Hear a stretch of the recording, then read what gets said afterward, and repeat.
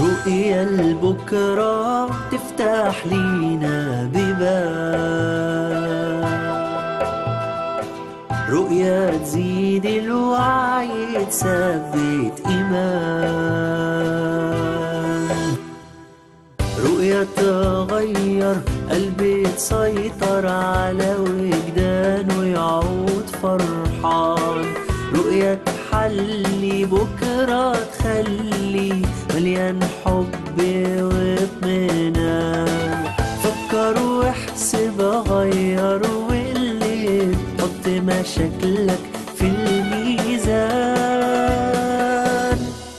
رؤيا لبكرة. أهلا بكم أعزائنا المشاهدين مشاهدي قناة أغابي مع الحلقة الثانية من برنامج رؤيا لبكرة، البرنامج اللي سمعنا منكم جميعا من أبائنا ومن الشعب العربي والقبطي في بلاد مختلفة تهنئة على بدايته، ونشكركم جميعا على رسائلكم ومحبتكم.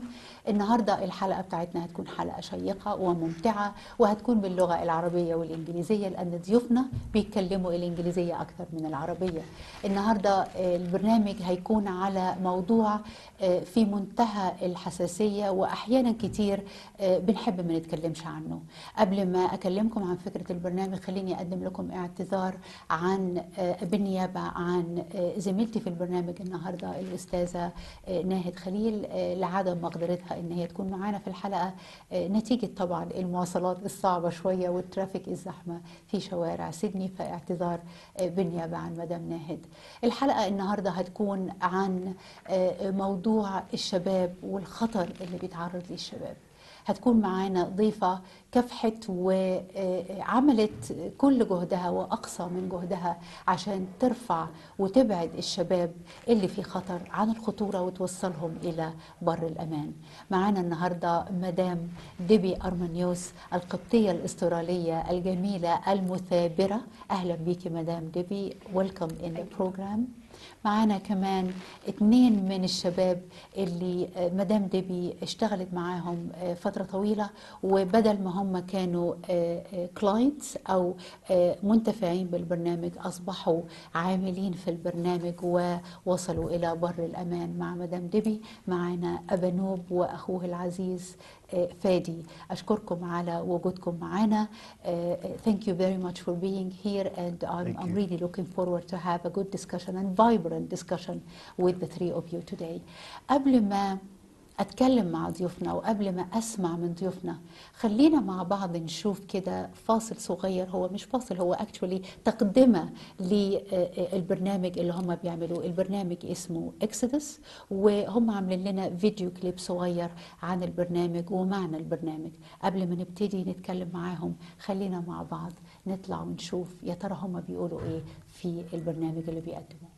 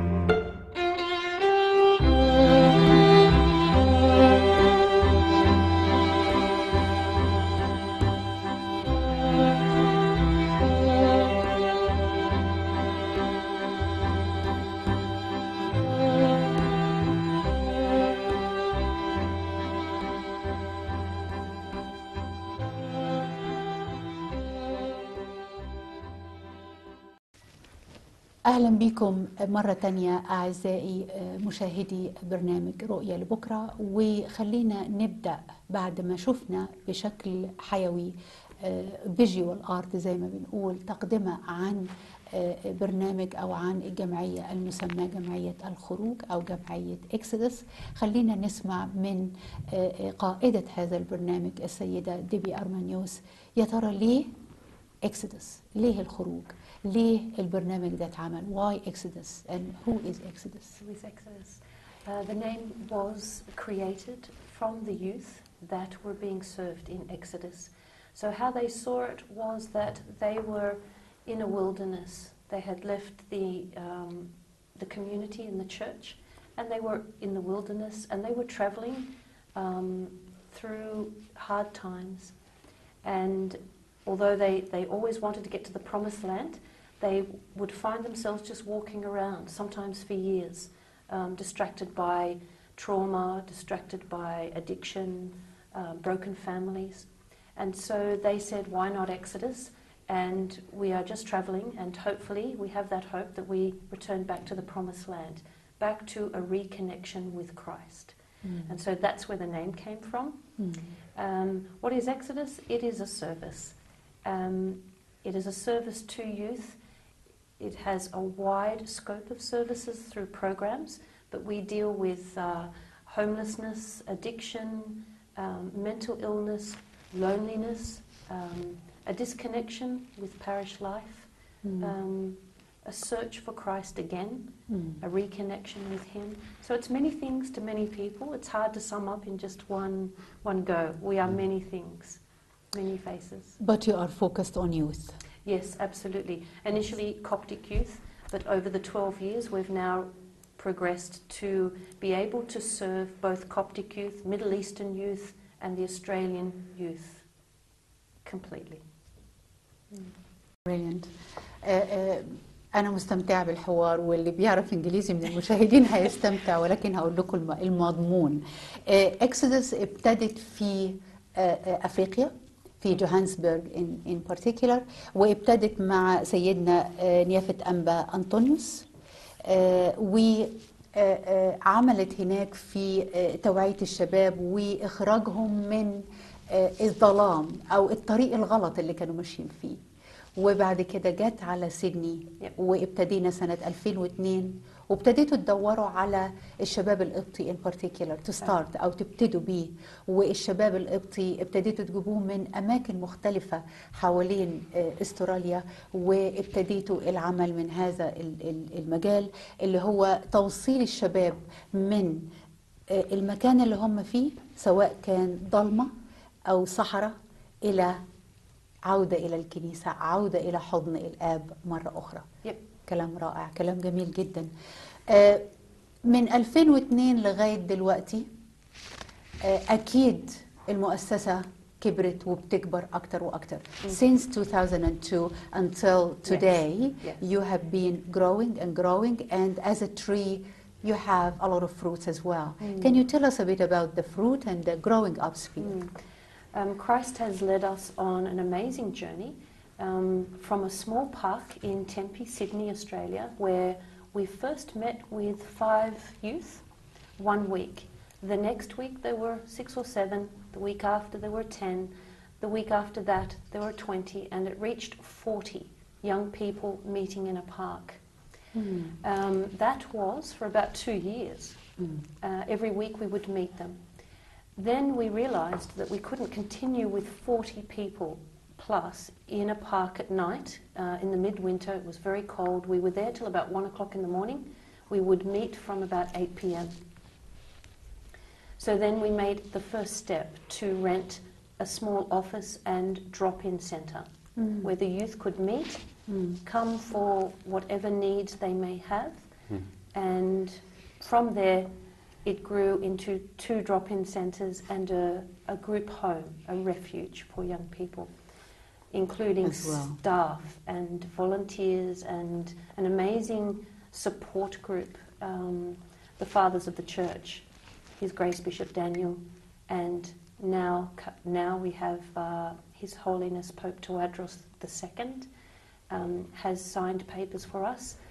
In 2005, the late His Holiness Pope Shenouda III had signed documents. So this, with their blessings and their prayers, it has grown into an amazing service. Thank God. You're an absolute determined woman. I like that. I like that attitude. خليني أقول لكم أعزائي المشاهدين الكلام الجميل الممتع اللي ديبي قالته لي دلوقتي. سؤالي كان من 2002 لغاية دلوقتي كبرتي، وأكيد العمل كبر وأخذ طبعا شكل وأشكال مختلفة وفي ثمار وبنشوف الثمار حوالينا. فديبي شرحت لي إنه في الفترة دي كانوا بيجتمعوا في مجرد مكان مفتوح زي ما بنقول بارك أو جنينة. الجنينة دي كانت بتستوعبهم لغاية الساعة 1 الصبح وما إلى ذلك. 40 شاب كانوا بيجتمعوا مع بعض وكانوا بياخدوا الدعم والتعضيد النفسي والاجتماعي من المجموعة. على مدار السنين التعضيد زاد للمؤسسة. فتحوا مكتب وبعدين فتحوا مكتب تاني، والمكتبين أسفروا كمان عن ملجأ للشباب.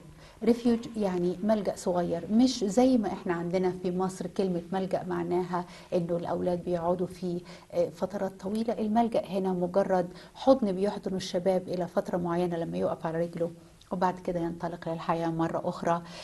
والمكان كمان توسع وشمل متبرعين ومتطوعين وشمل كمان موظفين. I'm gonna come back to you, Debbie, and ask you about the sources. To do that, you Yes. have to have income generation ability.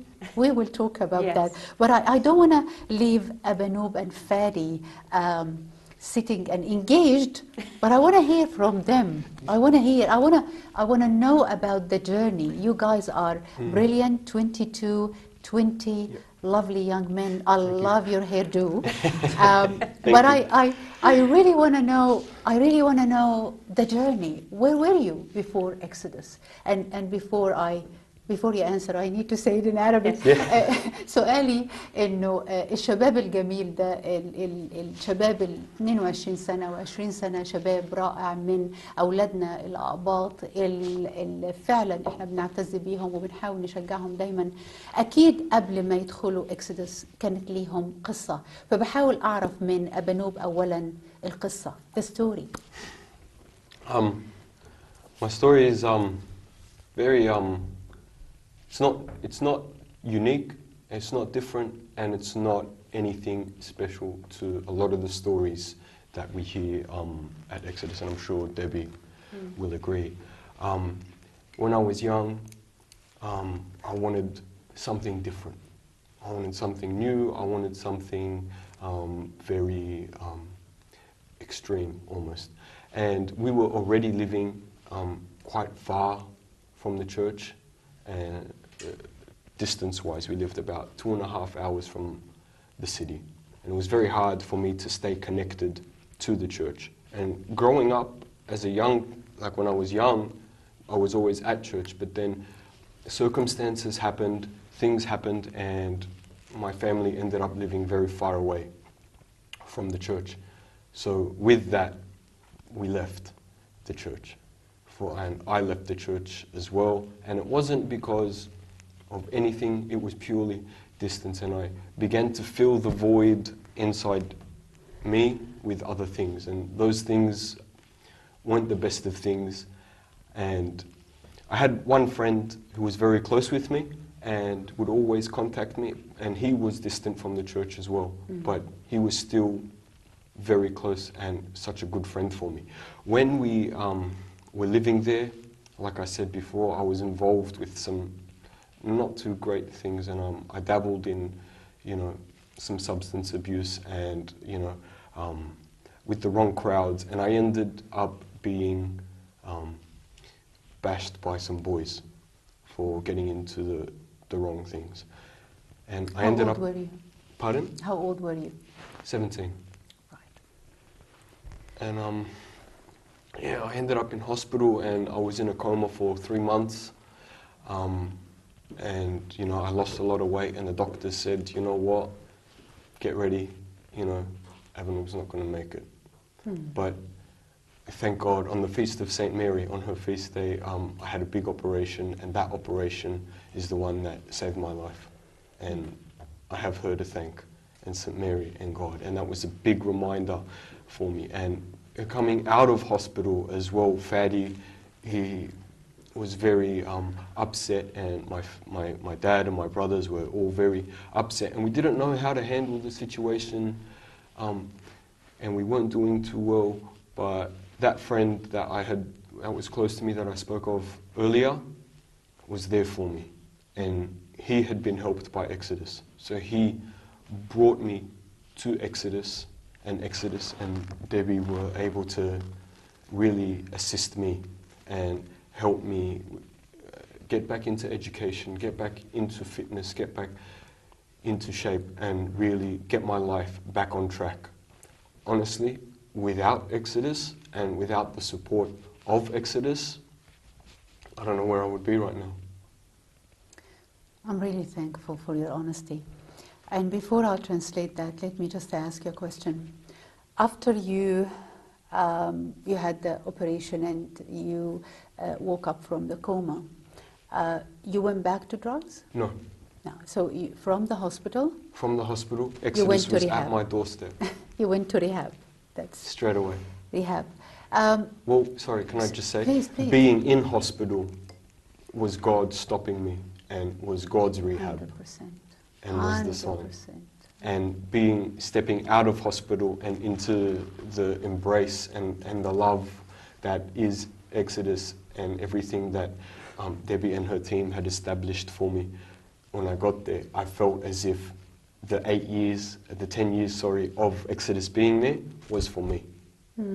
And I'm sure every young person that is engaged with Exodus will say that Exodus was made for me specifically. 100%. You take it as a personal. It definitely, it definitely brought me back to the church, and I serve at church because I was able to be helped by Exodus. Indeed. And when Abanub did come to us, his memory was not great. He wasn't in study, but he's now graduated with a Bachelor of Audio Engineering, and wow. He's working with Exodus. So thank God.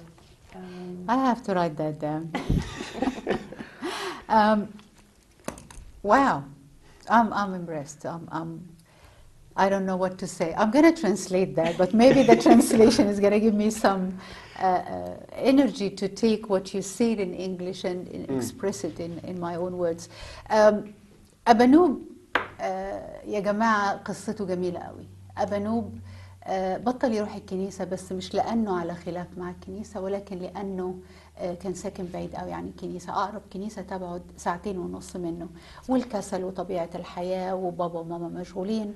أبانوب شوية شوية بعد عن الكنيسة بشكل كبير، وبقى ملتصق أكتر بالعالم. والعالم طبعا مليان حاجات مختلفة، من ضمنها مجموعة من الأصدقاء اللي هم بنسميهم أصدقاء السوء، عرفوه على الدراجز أو المخدرات. Abanub, I forgot to ask, what kind of substance you used to use? It was just marijuana and a lot of alcohol. Okay, so mix. Yeah. But can I also add that Exodus isn't just, drugs. And I really, being first-hand experience, Exodus doesn't just do drugs. Yes. And I'm going to hear that from Debbie, but I don't want to lose my story. just قبل ما نسمع من المكالمة اللي جاية لنا، خليني أعمل لكم بشكل سريع جدا اللي قاله أبانوب. بمنتهى البساطة أبانوب انطلق في الحياة مع المخدرات والخمرة وبعد تماما. كان في جنبه واحد صديق اللي بنقول عليه يمكن يكون السامري الصالح، والصديق ده حاول يساعده ويرده بأي طريقة، ولكن كان صعب. أبانوب نتيجة الظروف اللي عايش فيها تم في واحدة من اللقاءات مع أصدقائه أو الأصدقاء السوء إنه اعتدوا عليه وضربوه في جسمه ضرب جامد، وصل به الأمر إنه بقى في المستشفى في حالة غيبوبة لمدة 3 شهور. الدكاترة قالوا إنه ما فيش أي أمل. الصلاة والست العذراء، ويوم عيد العذراء أبانوب فاق من الغيبوبة. الإعجاز هنا إنه الصديق الجميل ده جاب إكسدس، جاب ديبي، وقال لهم الولد ده محتاجكم، محتاج إن إحنا نطلعه من اللي هو فيه ونرده للطريق الصح. أبانوب من كلماته بيقول إنه لولا إكسدس ولولا وقوف إكسدس جنبي ما كنتش أنا بقيت حاليا خلصت تعليمي وحصلت على بكالوريوس في الاوديو انجينيرنج او هندسه الاوديو، الصوت. وفي نفس الوقت أبانوب حاليا يعني مش بس نموذج صالح لشباب آخرين، ولكن لأنه كان في ظلام وعاد ورجع للكنيسة حاليا كمان هو خادم. أبانوب أنا يعني حقيقي فخورة بيك، فرحانة بيك جدا. I am delighted to know that we have in our youth the energy and the ability to say the before and after, what happened before and what happened after. Let's hear it from one of our callers, Dr. نزيه رزق. معانا لسه الاتصال؟ الو. ايوه انا سامعه حضرتك، اتفضل. مساء الخير استاذه ايمان. اهلا بيك. اولا في البدايه برحب بالاستاذه دابي اندراوس، وبرحب بضيفك أبانوب، وبشكركم كتير على البرنامج الجديد اللي انتوا فكرتوا فيه وبدأتوا تنفذوه، على الأقل ان تبقى فيه جود فيجن للفيوتشر من الكتاب المقدس اتليست، لأنه ده أهم كتاب يعلم كتير. ف thank you for Mrs. Dab, thank you for Abanoob, and whatever Abanoob story, at least I say that's a good sign for a lot problem, a lot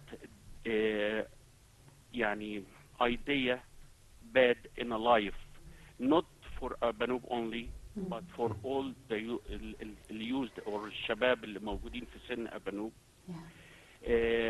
at least نقدر النهارده نغير الفكر اللي موجود من الفكر المعاق اللي ممكن يعدي بأي شاب ويخليه يدمر حياته بإيده.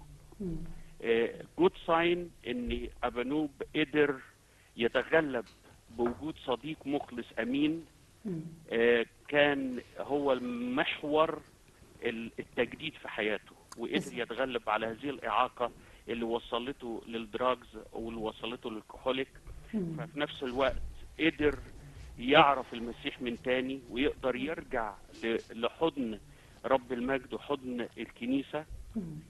congratulation for أبانوب، وcongratulation لكل إنسان يفكر ويمشي على هذا النهج عشان يقدر يرجع ويتغلب على الإعاقة اللي ممكن تعوقه أو تعوق أسرته في هذه الحياة.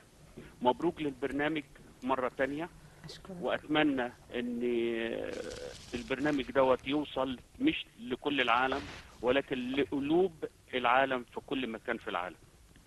شكرا لكم وألف مبروك على البرنامج تاني. يعني أشكرك جدا، يعني فعلا مداخلة رقيقة دكتور. كل كلمة حضرتك قلتها احنا فعلا بنعنيها وبنتمناها. بنتمنى ان الشباب يتفرجوا النهاردة ويكونوا معانا ويعرفوا النماذج الناجحة في الخروج من الظلام والعودة إلى النور الحقيقي. وبنشكرك كمان على يعني تهنئتك اللطيفة للبرنامج. احنا كمان بنتمنى كخدام انه هذا العمل يكون عمل جديد، مش مجرد عمل وخلاص وبنطلع على الهواء، إنما يكون له معنى ويكون له هدف ويكون له رسالة. لأنه ما فيش حد بيحب يعمل حاجة لمجرد إنه عمل، كلنا بنحب نعمل عشان نشوف النتيجة والثمار. نشكرك جدا يا دكتور على المداخلة. ونرجع لفادي. I definitely like your hat, and that's why I say to you before the show, keep the hat. It actually looks, what do you call it? It's not actually a hat. What is it? It's a beanie. It's a beanie. Yes, It's I'm an very old-fashioned girl. Whatever on the head, it's a hat. Thank you. فادي, the same question goes to you. سؤالي لفادي هو نفس السؤال اللي سألته لأبانوب. يا ترى إيه هي الحياة قبل إكسودس وبعد إكسودس؟ فادي. Yeah. What is life before and what's life after? So relating back to my brother's story, he obviously had a rough upbringing. When he was in hospital, it had a toll on me and my little brother. Your we- brothers? Yeah, we're brothers. I didn't know that. Three. And there's Yeah, there's another another one. one. Yeah, yeah. Also with Exodus? Yeah, his name's George. Yeah, Here we go. there you go. You picked the whole family, It's dear. a family. The whole Exodus is a family. Yeah, we really are. That's brilliant. Thank God. Wonderful. Um, Perfect. Yeah, so my brother, when he was in hospital, me and my little brother, we were still at school. And that hit me pretty hard, deep down inside. First off, I was angry at God because I was wondering why would this happen at this stage of my life. I was in year 10, getting ready for the future.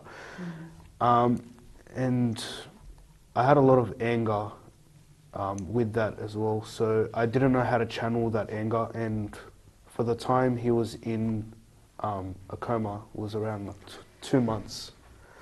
So all of that drama happened, and I'd hang around the wrong crowd during that time because I didn't know where my mind was going. When he got out of hospital, Abanob's friend, who he mentioned before, introduced me also to Exodus and Debbie and the whole family.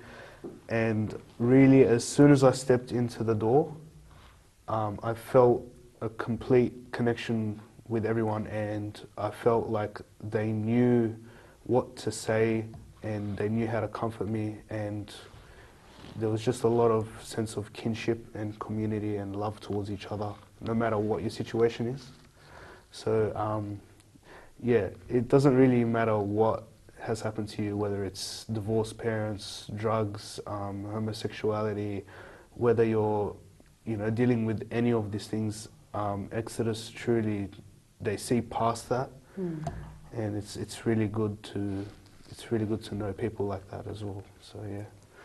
So فادي يا جماعة عنده قصة مماثلة. فادي أخو أبانوب وعنده قصة مماثلة جدا لأبانوب، بس اتلحق بسرعة. نفس الصديق الصالح اللي أنقذ أبانوب في الساعات الهزيعة الأخيرة أنقذ في نفس الوقت فادي، وقدر إن هو يوقفه على رجليه برضو بمعونة إكسيدس وانضمامه للمؤسسة. حاجة واحدة لاحظتها في كلام أبانوب وفادي، وأكيد أنتوا كمان لاحظتوها، العامل المشترك اللي الاتنين اتكلموا عنه في إكسيدس هو الحب. دخلوا لقوا إنه مفيش حب، مفيش معاملة قاسية، مفيش judgment أو مفيش وضع حدود للإنسان ومحاكمته، والمحاكمة لازم تكون من الحاكم والديان العادل مش مننا لبعض. الحاجات دي والعناصر دي أكيد غيرت كتير في حياة أبانوب وفي حياة فادي. What I'm saying in that I noticed while you both talking that the element, the fabric of the way you were treated by Exodus, by love, no judgment, acceptance, forgiveness, all these elements definitely added value to you moving from to, isn't it? Yeah. Yeah, I feel as though Exodus really helped me see Jesus for who I believe Jesus is. Someone like a God who just accepts me and accepts that I am sinful and knows that I'm going to fall again and again and again. But so long as I can get up and say, I'm sorry, forgive me, I'll try harder next time. And keep trying. No matter how many times I fall down, Jesus will forgive me. No matter how many times I feel like I've stuffed up, Exodus is there to let me know that Jesus forgives me and that the church is there for me, not against me, and that everything has been established, the universe, the world, the stars, the sun, the moon, everything for me. And for God to say, look how massive this universe is. I made you, I love you, what you do doesn't matter so I long hope as you you keep talk to- coming back. I hope you talk to youth and you bring your witness to who is God and who is Jesus and how beautiful he is. أبا نوب بيقول لي إنه اللي عملته إكسودس إنه كل ما أبا نوب يشد الطريق إكسودس ترجعه تاني وتقول له يسوع بيحبك، ربنا موجود عشانك، الكنيسة مفتوحة ليك، محدش هيحكم عليك، محدش هيظلمك، تعالى ارجع، تعالى شوف ربنا على جماله وحقيقته، تعالى شوف هو اللي خالق اللي واضع الكون بحاله، شوف هو بيعمل ايه وليك وعلشانك. تثبيت الإيمان، استمرارية تثبيت الإيمان في داخل أبا نوب وصلت أبا نوب إلى مين أبا نوب النهاردة وإزاي أبا نوب بقى النهاردة. قبل ما أسأل ديبي سؤالي الجاي، عندنا اتصال من أستاذ ماثيو جبرائيل. معانا أستاذ ماثيو؟ I am, and thank you so much for taking my call, and I would like Pleasure. to also thank Debbie, Abanob and Fatty for spreading such a lovely message and mission out there. My question is to Abanob. I wanted to ask, since you had this first-hand experience, what advice can you give youth to take that first step to change? And try to change their friends or the influences from a plural society that negatively impacts them, and to change the direction, like you said, towards Christ. I think we need to be the church. We need to be Christ. I think Christ calls us to take the church to others. He calls us to say, he puts us through the things we've been through. As I now know with my life, I went through some things and he allowed that, and they were bad, and I was angry and upset and sad, but because of the way Exodus was able to help me, I now use all those negatives for the glory of God. And I'm able to take my story to many other young people and say, hey, sure, life can get tough, life can get rough, and it does, and it will, and we're not called to an easy life. We're called to a life that glorifies God, and he never said that that was going to be easy. And if we can relay that message to other young people who have strayed, and also the message that no matter what you've done, Christ put his hand out to the leper first, Christ touched the prostitute first, Christ went out of his way to go talk to the Samaritan woman first, then I think our young people will really accept that, yeah, Christ does love me. Christ is Yeah, he's real. Yeah. But we are his face and his hands, and we have to be real. And we can't be shocked or, we can't deal with this, or we can't talk about that, or this is taboo. Yes. We can't do that any longer. We're in the West. Yes. To add to Abanub, his answer, we can't just say no to the youth. You can't say no to the music and no to this and no to that location and no, you can't go there and no, you can't talk to those people. We have to create another place that is church, but it has the culture of the youth. And I think that's part of, with God's grace, the success, that it's run by youth. Of course, we are very close. Even Abanub now studying youth work, youth work, diploma of youth work. Youth work. And it's getting a place that they can be accepted in, and from that place, then we start saying, well, here's something else. It doesn't leave a void. We're just saying, how about you transfer here, and you're a bit safer, and then we'll transfer you here, and you're back home. أرجو أن الإجابة تكون واضحة لكل المستمعين من سؤال ماثيو جبرائيل. السمري اللي أنا هقدر أقوله في الموضوع ده هو يمكن حاجة يكون أنا طلعت بيها منه، إنه ديبي لما بتقولي we have to be real، دي الخلاصة That is the summary. We have to be real.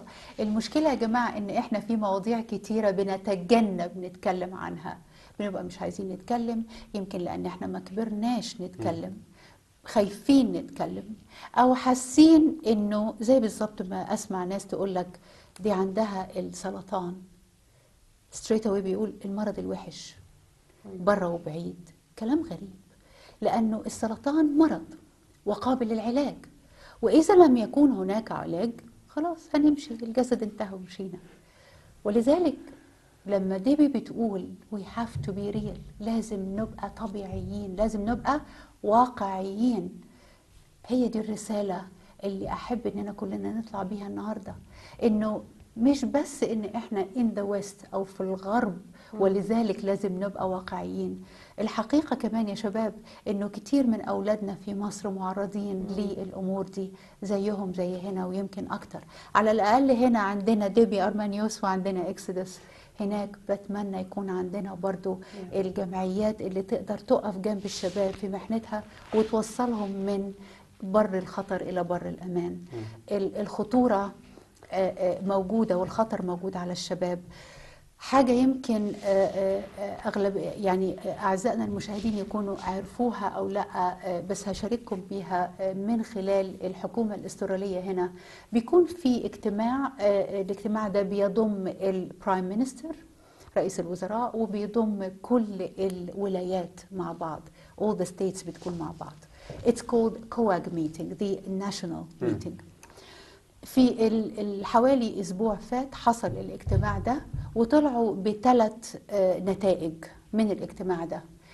الثلاث نتائج، النتيجة الأولى والثانية مش موضوعنا النهاردة نتكلم عنهم، هكلمكم عنهم بعدين، بس بيتكلموا على الأشياء اللي لازم الحكومة تتعامل فيها وتبص لها بشكل واقعي. الحاجة الثالثة هي إيه؟ خطورة الدراجز اللي اسمها آيس.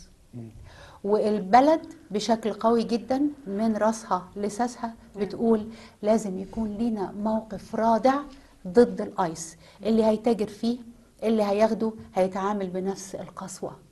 فلما يوصل الأمر إنه الحكومة على أعلى مستويات اجتماعاتها تتكلم على الدراجز على إنه أحد المخاطر على الشعب، أحد المخاطر على الشعب، دي علامة خطيرة جدا لينا. We're talking about the most dangerous elements about the residents in Australia. And by the way, what happened in Australia is not very different than Canada or America or Inglaterra or other countries. It's a replica of what's happening. كله بيتابع بعضه، كله بيبقى متناسق. The problem we face, especially as a migrant community, and it's happened to this family, is that the parents they're wonderful and they're doing their best, but they're a migrant family and they're busy setting up and they're busy looking after their families and finding jobs and doing everything, and it's a new place. And so the young people, they're not Australian, they're not Egyptian, they're something of a hybrid, and they're just disappearing, and the parents think everything's okay. But they're both shaking their heads. The kids are getting away with dreadful things, and this particular drug, ice, if a parent was to see it, they wouldn't even know what it is. We don't know. No. We're not trained. يا جماعة اللي بتقولوا ده بكلام في، يعني أنا كنت مش قادرة من فرحي باللي هي بتقوله أعبر أكتر. الواقع إنه إحنا كمجتمع مهجر ومجتمعات مهجر، أغلب الناس اللي بسمعوا منهم لما بيتكلموا عنهم كعيلة وأسألهم أنتوا جيتوا على استراليا ليه مثلا، وهنسمع الكلام ده في بقية البلاد as well. الكلمة الأولى اللي بيقولوها إحنا جينا عشان ولادنا، إحنا جينا علشان تربيتهم، وفي نفس الوقت هم بيجروا ويتعبوا ويشقوا ليل نهار عشان يبنوا الحياة. طب فين الولاد اللي أنتوا جيتوا عشانهم؟ فين الزرعة اللي أنتوا جبتوها عشان تكبر في بلد تاني وقلتوا إن أنتوا جيتوا عشانها؟ الزرعة بتشت، الأولاد بتروح في اتجاه، والفجوة بين الأب والأم والأولاد بتوسع، مش بس علشان اللغة إنما كمان اختلاف الحضارة، اختلاف الكالتشر. ده بيكبر في ناحية وده بيكبر في ناحية، وهم فعلا بابا وماما أكيد ناس كويسين جدا، وأكيد أعزائنا المشاهدين فيهم كتير جدا أهالي في منتهى الروعة والجمال. ولكن لما بنبص على الولد أو البنت ونشوفهم شتوا، احنا يعني اللي بيشتغل في المجال ده بطل يحط اللوم على الأب والأم ولا حتى على المجتمع اللي عايشين فيه، بس بيبقى فيه مجموعة من العناصر أدت إلى إن الولد أو البنت يشت. ده أكيد فعلا يا ديبي، وفعلا بنتعرض ليه بشكل دايم. بس في سؤال بيخطر في بالي لأني بسمع كتير قوي إنه أولادنا بيشتوا عن الكنيسة، أولادنا بيبعدوا، أولادنا زي ما فادي عمال يهز راسه دلوقتي، أولادنا they shift away. Our youth are running away from the church, no matter how much the church does. And I know, and Massive amount they're doing. massive, They're trying. every day, and everyday activities. Sometimes I am on the Coptic radio and we finish at 1 a.m. in the morning and they were still youth in the ground playing. Why do you think our youth are running away from the church? Let me hear from the three of you. I don't want to lose the chance. Who's going first? I think to emphasize that the church is doing everything possible. But we're in a new millennium, a new era. Yeah. And whatever we did before, because I'm coming from a servant background, whatever we did before, it has to be massively improved, or new ideas have to come through. And so we have to not change doctrine and not change tradition and not change the teachings, but to change and to develop our outreach ability to reach those on the far edge of the community, because it's changing every day. I mean, this is about the 5th generation I've seen through, and the next one coming behind them, like their brother, is a completely different story. Yeah. A different language, a different attitude. Yeah, I think as well, like, it's not about changing what you say to a young person, because the message It's the is, same. it's how you say it to the young person. Or how you get that message to him. Yeah. Because the way we get to him is completely different. Yeah. We're trying to come up with new ways all the time. Like I remember when I was coming up, it was, text message and like maybe MySpace or something, which is like the Facebook of when I was young. But now it has to be Facebook, it has to be Snapchat, it has to be Twitter, it has to be all of these things, and it has to be constantly in your face all the time, because I think something we don't realize is that what they're being bombarded with in comparison to what like the Sunday afternoon at church is bombarding them with is completely different. And if you compare what's Sunday afternoon to 6.5 days of Facebook and my friends and going out and doing everything else, it really isn't enough. Do you think, and again the reflection هنا بنتكلم على انه الشباب الى حد ما بتغيير العصر وتغيير اللغة، وده موجود على مستوى العالم كله. أنا في بعض الكلمات في مصر بيحكوها دلوقتي ما بفهمش هما بيقولوا إيه، ومعرفش هي طالعة منين من أي ديكشنري. بس ده نفس الشيء اللي بيحصل دلوقتي، تغيير العصر، تغيير التكنولوجيا، تغيير الطريقة اللي إحنا بنتعامل بيها مع بعض قد تكون أحد الأسباب. But I would like to remind you of my question again after we hear from a dear person to you, Abanoob, Madame Rose Mary Gobrail. معانا على التليفون. Hello. Hello, Madame Rose. أهلا بيكي. Hi. I Hi. just wanted to say congratulations for Exodus coming on the Gabby, the new radio show. And I just want to say to Abanoob, I've experienced a lot of the hardships, or observed a lot of the hardships that you went through, Abanoob. Yes. And to see you today and the fine young man that you have become is not only an inspiration to me, but to so many others. And I just want to say that I am really, really proud of you. And so am I, Rose, so am I. It's a wonderful surprise. Yeah, she's been a great support and her great work, and I pray that the church get behind you and support this worthy cause, and it's fantastic. And, you make me so proud as my son and as students that I've taught. You're just wonderful. Thanks. Thank you so much. مدام روز، يعني شكرا جزيلا على تليفونك وعلى تحيتك. حلو خالص انه المدرسة هي اللي بتكلم التلميذ وبتهنيه، ده شيء جميل وفعلا بينقلنا إلى الحضارة الجديدة، إنه اتعودنا إن احنا دايما اللي نجري ورا المدرسين بتوعنا ونبدي الاحترام، ولكن حضرتك بمكالمتك بمنتهى التواضع والجمال بتكلمي أبا نوب وبتباركي له وبتباركي للأم والمدرسة الحقيقية بتاعته مدام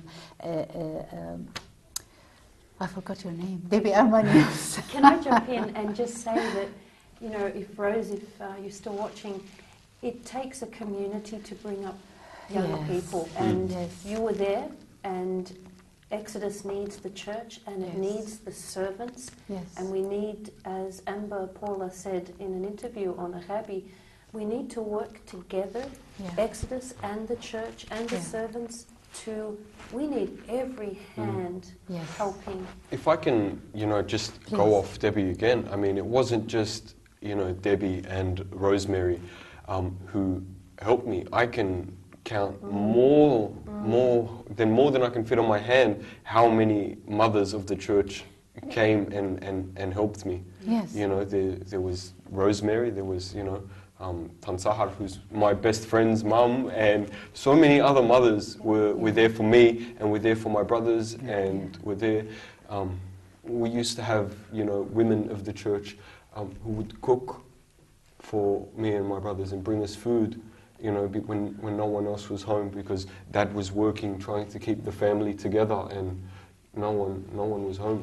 Truly, the church can be that community that it should be, and I've witnessed it firsthand, and I've been fed by the hand of God Himself through these women. And Exodus is like that little net.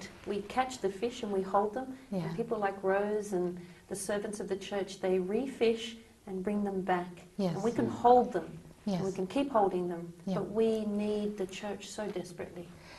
شوف التعبيرات اللي استخدمتوها يا جماعة هنا، خليني أوضحها لأعزائنا المشاهدين، إنه الأب والأم بيبقوا هم المسؤولين عن التربية، لكن أحيانا كتير في ظروف مختلفة بنلاقي إنه التربية ما بتكونش من الأب والأم والبيت، بنلاقي المجتمع بحاله هو اللي بيشيل وبيربي.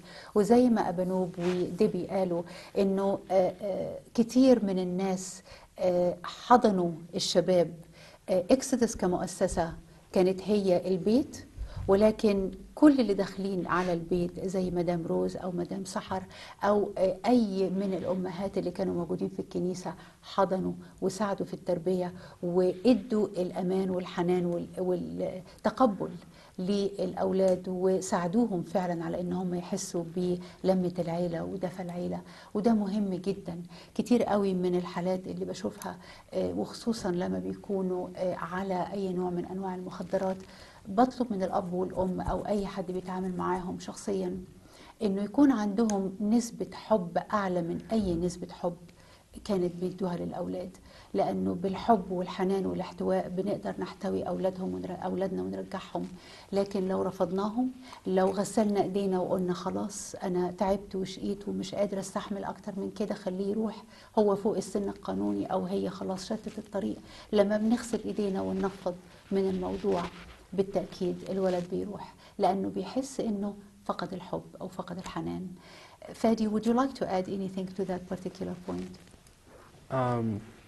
Yeah, I think once you can find like a community that you can relate to and you have like common interests, like you can relate to situations of others and you can talk about how you overcome them, things like that.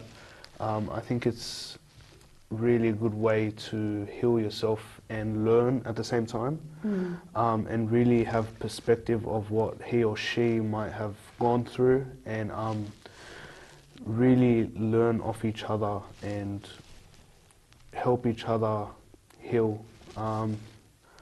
Also, I think that when you do have people like that,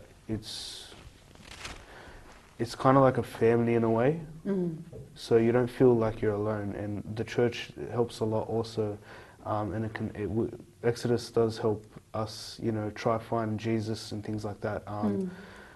You know, we have like regular talks on Mondays and Wednesdays where we talk about, you know, things like perspective, you know, what it's like to feel hurt inside and how to deal with that.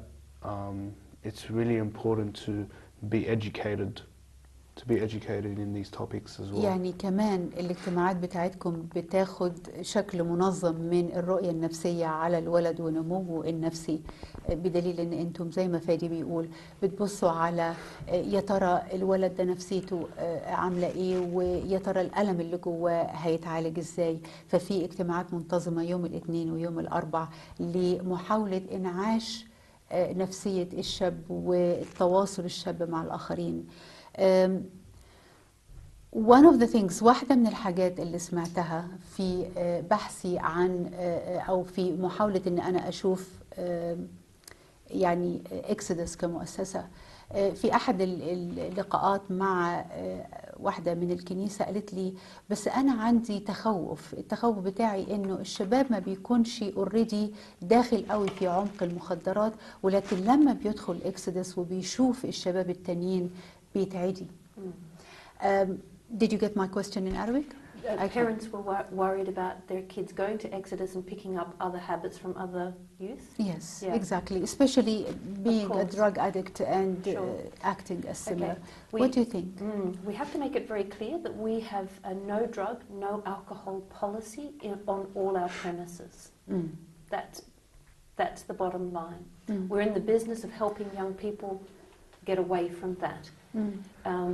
For Fadi and Abanu's parents, it's really important that people trust us with their most valuable possession in life, their children. And we're open 7 days a week, 24 hours a day. And we are watching and we are there all the time. Even if the government body, FACS, might appoint a young person to us who might be 13, to live with us and to be taken care of by us, there is someone on shift 24 hours a day, 7 days a week. So we are there. And I think, of course I can't be I don't think anything gets past us. That's really important. Whether you like it or not, parents need to know that their children are at university, they're at school, they're on the train, they're in the community, and they're in places where you don't know. You're not with them 24 hours. So what are you going to do, keep them at home? Some parents will say that to me and I say, okay, would you prefer that they're at the dance party or with us? And they'll go, well, with you. So, okay, well, they're going there.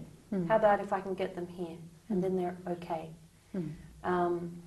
Parents might say, well, you know, I know this kid and he's really bad. He might be, but your kid's seeing him all the time. So That's السؤال بتاعي كان بعض الأهالي بتشتكي إنه أحياناً الأولاد ما بيكونش عندهم مثلاً التصاق بمخدرات نوع معينة، ولكن لما بيروحوا إكسودس بيلتصقوا لأنه بيتعرفوا على المخدرات دي من بعض الشباب التاني. دي حاجة واحدة من الحاجات اللي بتتقال في المجتمع.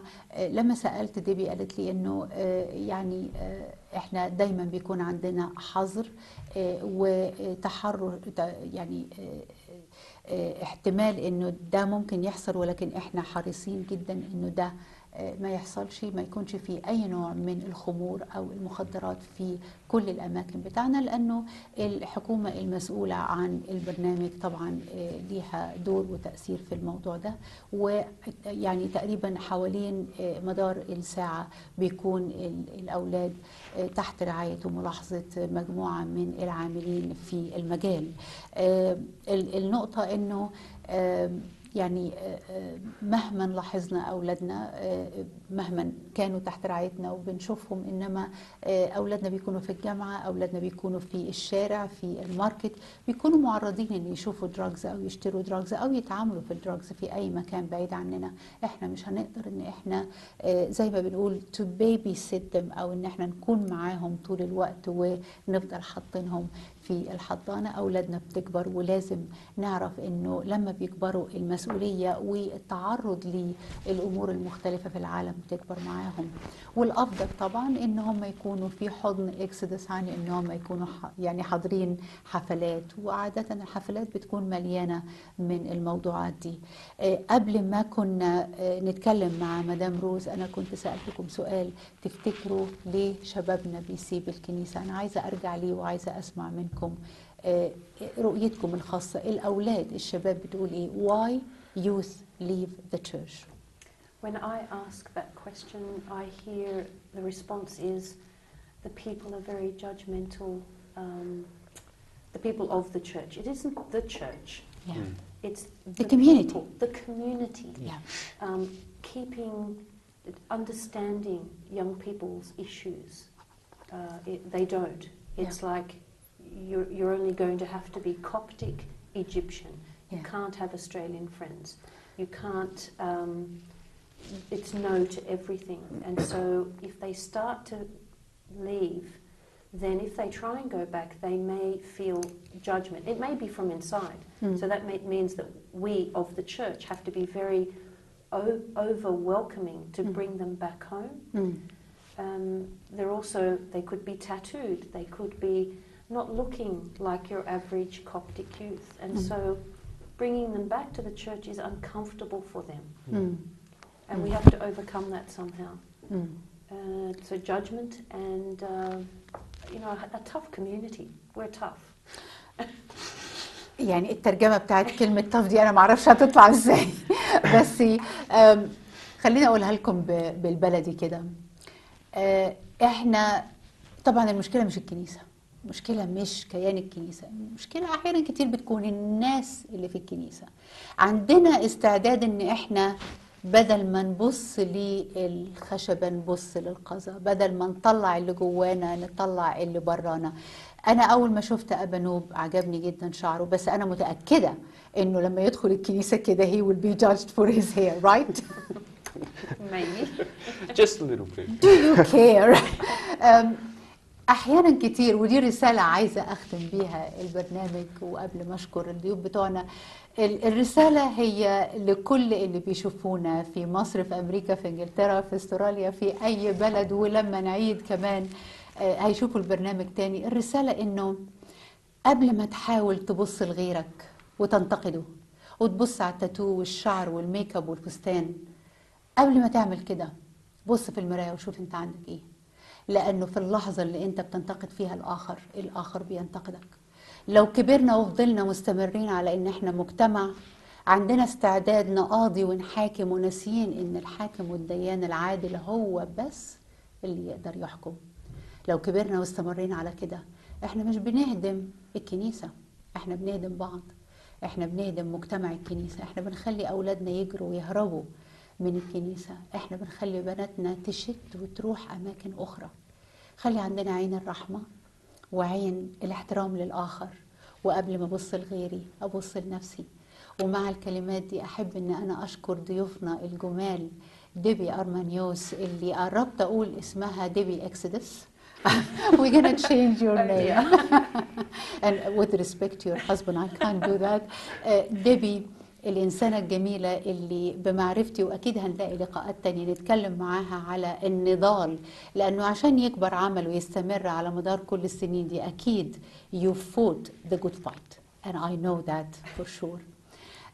ديبي وضيوفنا أبا نوب وفادي، أنا حقيقي متشكرة جدا. Thank you so much for being here. Thank you for your honesty and your ability to talk freely and for who you are, for your journey. Thank you for who you became, a wonderful youth to support our youth.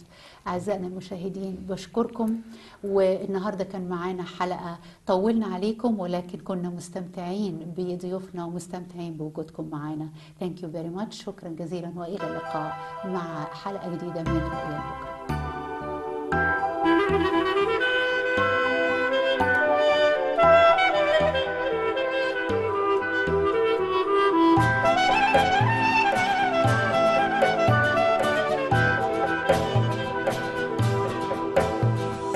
رؤيا لبكرة تفتح لينا بيبان،